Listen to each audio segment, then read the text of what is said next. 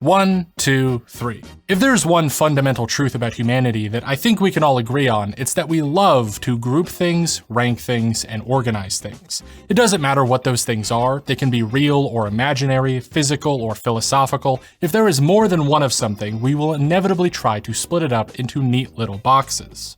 And then fight each other over what order the boxes should go in, or which things should go in each box, or which box is the best. But today, I just want to focus on a small one, an ultimately meaningless group of stuff in the grand scheme of things, but one that I've been very interested in for a while. I want to talk about the Big Three. Now, there's been a lot of different Big Threes over the years. As a term just referring to the top 3 things in any given category, we've naturally used it for a bunch of different categories. Basketball players, rappers, television networks, mythological deities, the 3 grand soups of Japan, which is actually 4 soups because Borscht and Tom Yam Goong are tied for 3rd place. The list goes on. However, if you're a fan of anime and manga like myself, the first thing you probably thought of was the Big Three of One Piece, Naruto, and Bleach, the 3 biggest shonen properties that almost everyone who knows about the medium has heard of. And I started getting really interested in this grouping, not because I'm a huge fan of any of these series in particular, but because I've heard so many discussions about them. Are these really the 3 biggest series? What makes them the Big Three? Is there a new Big Three? Could my dad beat up your dad? That kind of stuff. So, like any normal person, I wanted to try to get to the bottom of this, find some answers. And like most things I cover on my channel, there isn't an easy explanation, but after digging up as much info as I possibly could, I think I found something even more interesting. And that's what I want to share with you today.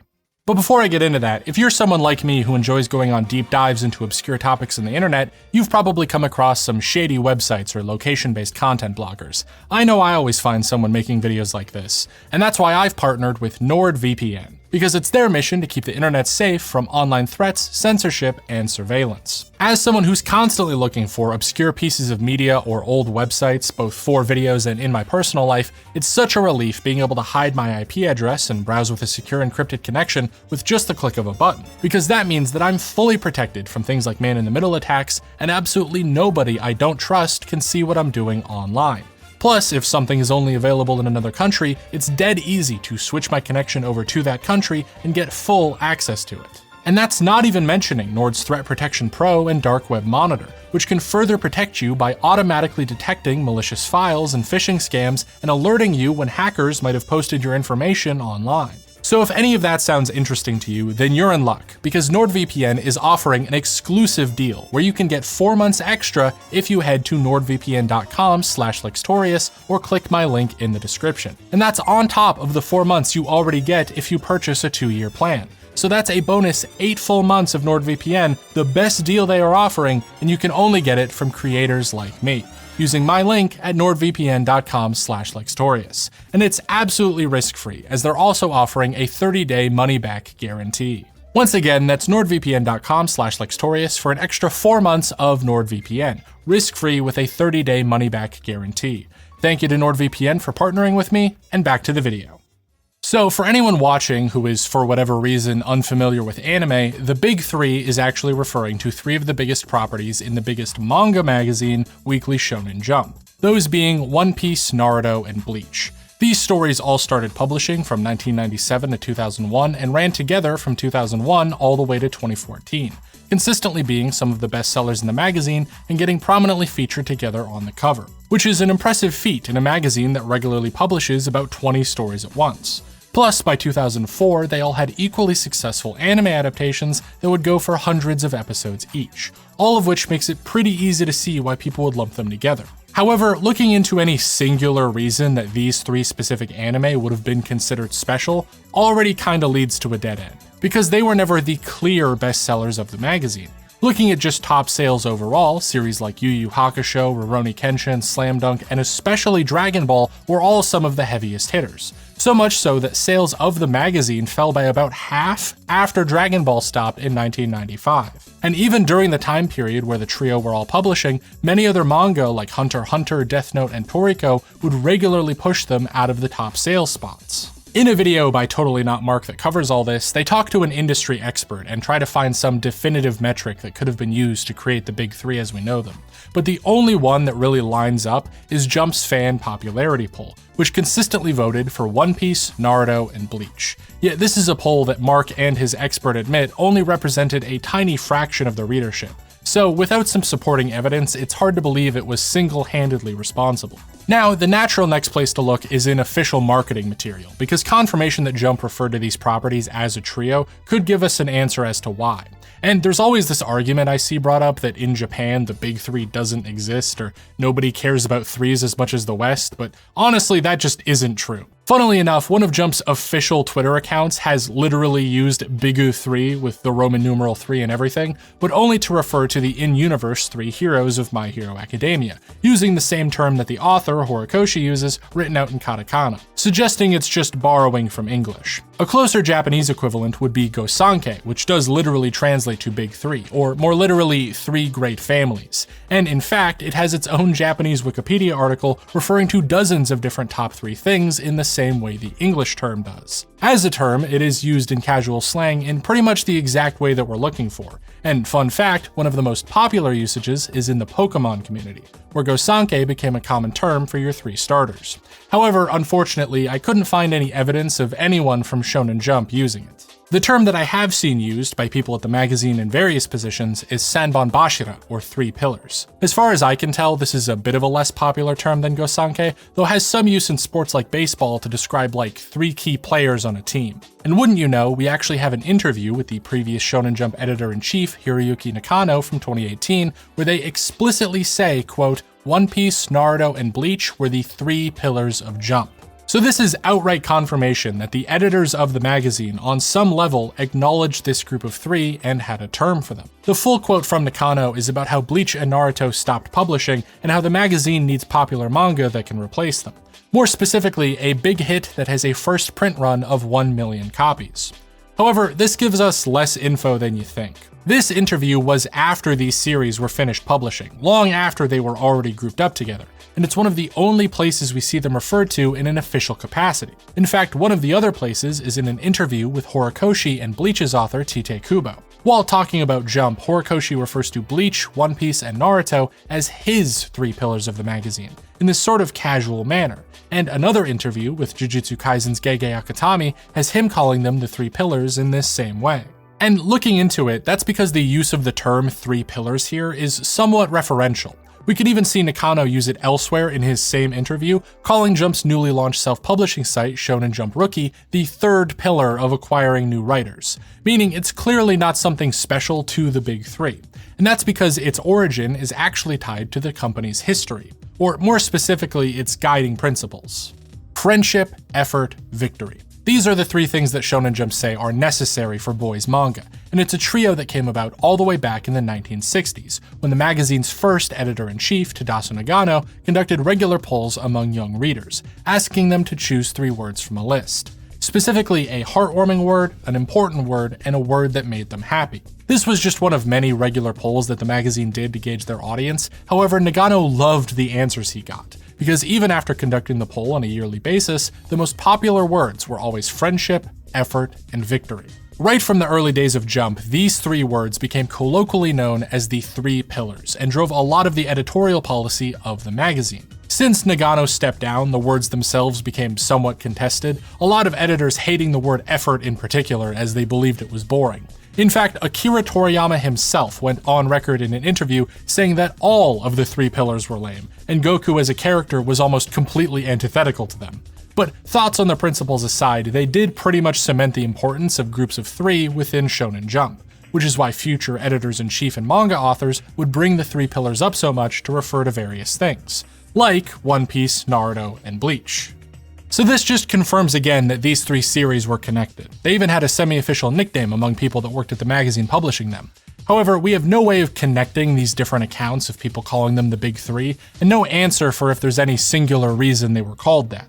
We just have a bunch of people calling these three manga special and then seemingly making up their own criteria for why. You can defer to the editor-in-chief and say that it's because they all had first print runs of over 1 million copies, but again, many other manga had that. In fact, on a per volume basis, both Hunter x Hunter and Death Note outsold Bleach. And unfortunately, with these interviews being the only official references we can find, we can't draw a full conclusion from them even if this were the case. It just does not look like there is a definitive answer to why the Big Three came about. We don't have concrete numbers to point to, there's no written documentation that's going to prove some secret origin. All we have is a general feeling that these three series go together. But you probably already knew that. It's a fan term, after all. The Big Three in English is something that was borrowed largely from basketball as a term describing various different groupings of three important players, all the way back to Bob Pettit, Clyde Levalette, and Cliff Hagan of the Atlanta Hawks in 1960. And that term came from its earlier designation to describe the big three allied powers of World War II, Great Britain, the United States, and the Soviet Union. And even that is borrowed from an earlier term used to describe insurance companies as far back as 1905. In Japan, that term Gosanke I talked about, that's been used to describe big threes for everything from film companies to idol singers to Playboy models to personal computer companies in the 80s. While it was less preferable to three pillars among Shonen Jump, it has absolutely been used online to describe One Piece, Naruto, and Bleach, as well as basically every other trio of things you can imagine. The term actually stems from Tokugawa Gosanke, the three houses of the Tokugawa clan during the Edo period in the 1600s, which also connects to Sanbon Bashira, as the Tokugawa shogunate was a big fan of Kyogen, a form of comedic theater that later spawned kabuki.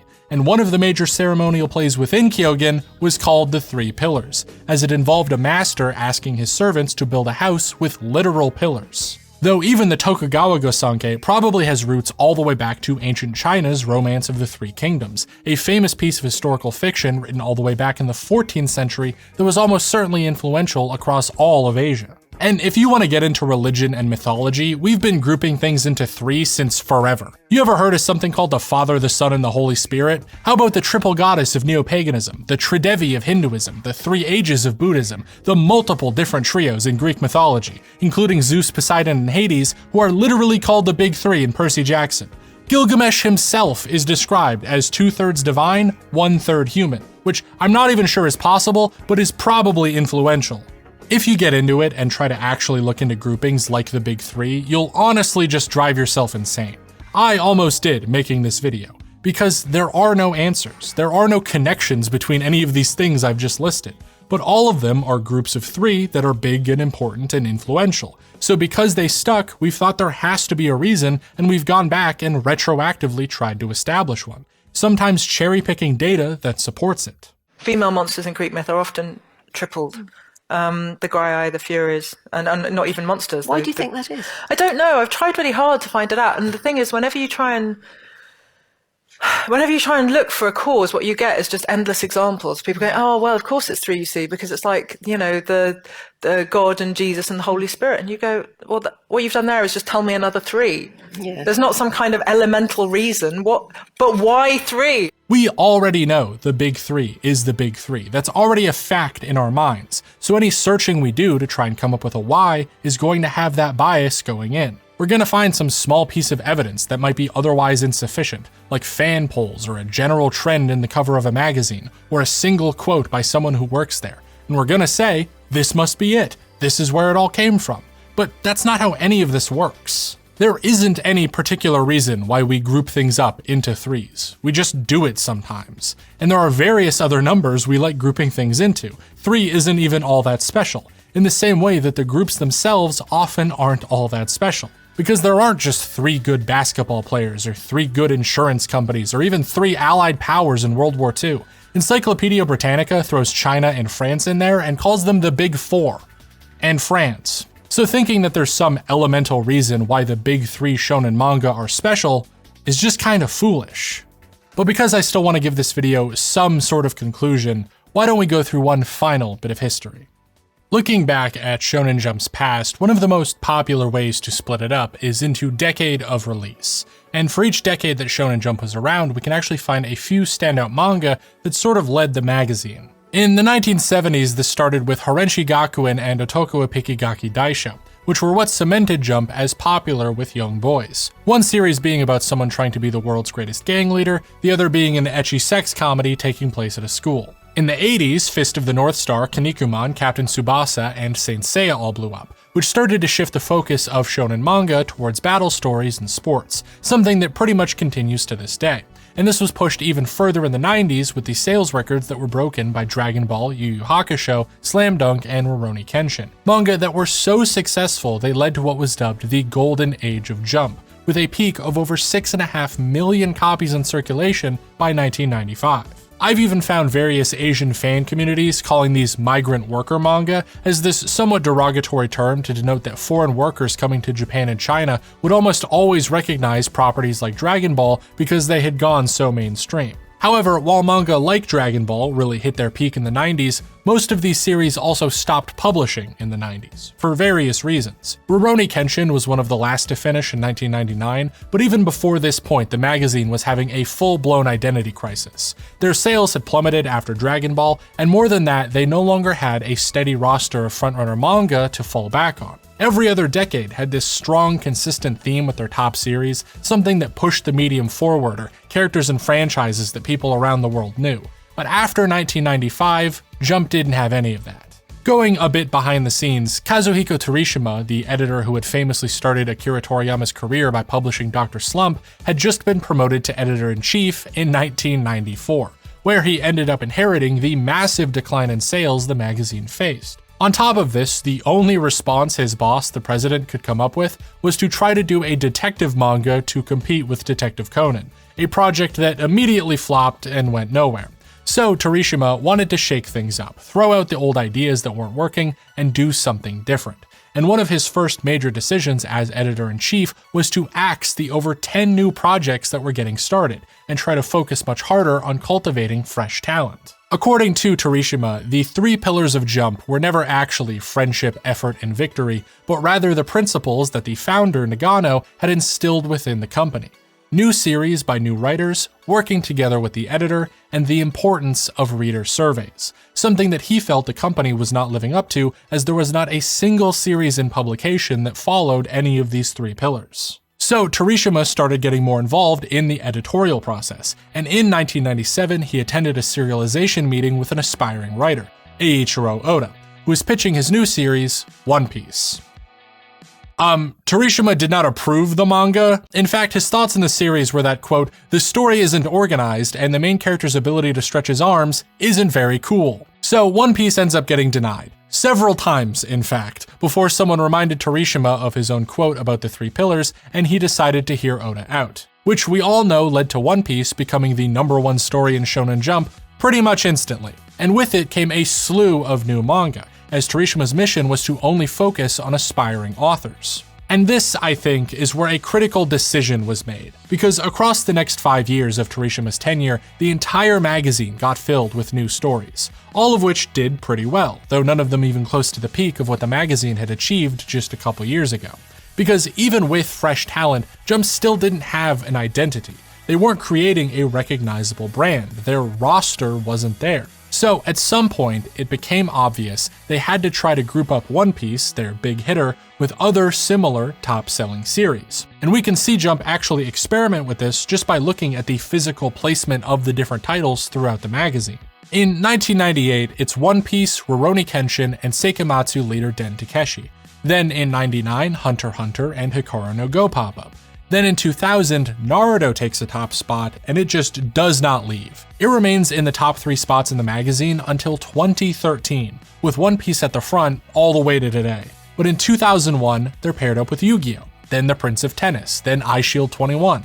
All of these popular sports manga that the company loved and thought might do well. Only in 2004 do we see the first 3 spots in Shonen Jump taken up by One Piece, Naruto, and Bleach. And they would continue to take up these spots for 6 years straight. There is a strong argument to be made that this happened because these 3 series did the best on the reader surveys, which we now know Nagano and then Terishima cared about. Though the trio was only pushed as heavily as they were after all their anime came out to international success, so that's another valid theory. But really, the decision itself is what matters here, not the why. At some point, Shonen Jump figured out that these 3 properties did really well together. They sold well, they paired up well, you could market them together and the magazine would do well. So whether this was something pushed by Jump that the readers latched onto, or something the readers wanted that Jump obliged, it was the grouping that stuck. And whether Japanese or Western communities came up with a nickname first, the nickname they got was the Big Three. The three manga that saved Shonen Jump. I think when talking about things like this, these groups that we seem to care about and argue and debate over, it's always less important, and especially less interesting, to get caught up in the details, the minutiae and numbers and psychology behind something that might give you a reason why, because for a surprising number of things, reasons just aren't applicable. We don't actually have a clear, definitive answer. But what's always interesting, and I think especially important, is the story, the mythos of these groups and how they came about. To this day, I still see so many people arguing over the Big Three, and what the next big grouping might be, whether Bleach or Naruto or One Piece really deserved their spot. And getting bogged down in the details of that will just drive you insane. But understanding the story, I think, just makes it all obvious. They're not the Big Three because of survey results or sales numbers or staff decisions. They're the Big Three because they're the Big Three. No matter who first called them that, the term is just made up. We all just agree it's important. And you can come up with any other grouping or any other term you want for any of these new things, but it'll only stick if that story is interesting, if that myth is worth preserving. But what do I care? This video isn't really going to change anybody's mind. I don't expect anybody to stop talking about these series or debating over them, because after all, if there's one fundamental truth about humanity that I think we can all agree on, it's that we love to group things, rank things, and organize things. Thanks for watching.